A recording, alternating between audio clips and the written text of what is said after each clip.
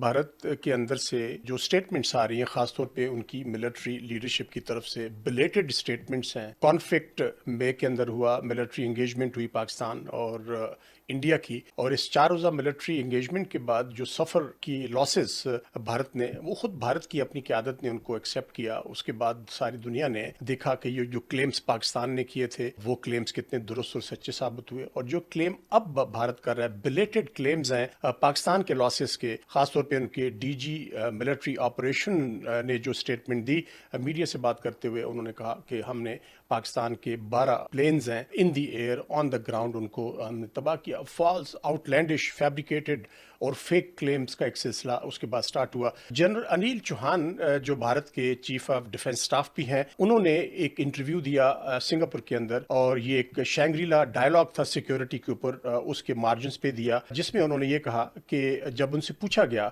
आपके जो fighter planes हैं पाकिस्तान के साथ कॉन्फ्लिक्ट में आपका कितना नुकसान हुआ, तो उन्होंने ये कहा कि ये इम्पॉर्टेंट नहीं है कि कितने जेट उनको गिरा दिया गया, बल्कि ये इम्पॉर्टेंट है कि उन जेट्स, फाइटर जेट्स को क्यों गिरा दिया गया। उसके बाद फिर भारत के जो डेप्यूटी आर्मी चीफ है, उन्होंने जब अब मीडिया के साथ बातचीत की तो उन्होंने ये कहा पाकिस्तान ने बड़ा इफेक्टिव इस्तेमाल किया ISR का, इंटेलिजेंस, सर्वेलेंस और रिकॉनेशंस का, लेकिन साथ उन्होंने इसके अंदर एक फॉल्स क्लेम भी कर डाला, पाकिस्तान ने चाइना की हेल्प ली।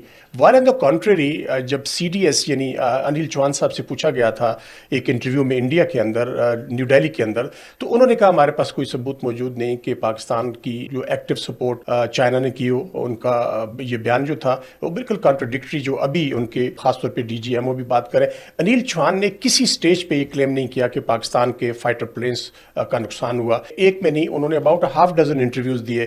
किसी जगह उनके चीफ ऑफ डिफेंस स्टाफ, जो उनके टॉप मिलिट्री लीडर है, उन्होंने किसी स्टेज पे भी पाकिस्तान के लॉसेस की बात नहीं की।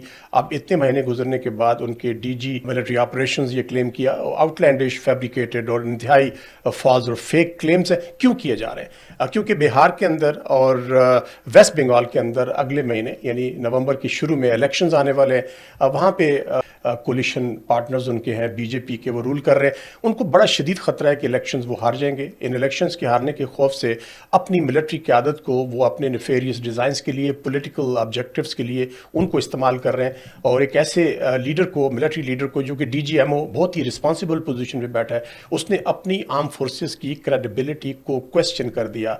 और एक बॉलीवुड स्टाइल स्क्रिप्ट है जिसके ऊपर उनकी क़यादत इस वक्त चल रही है।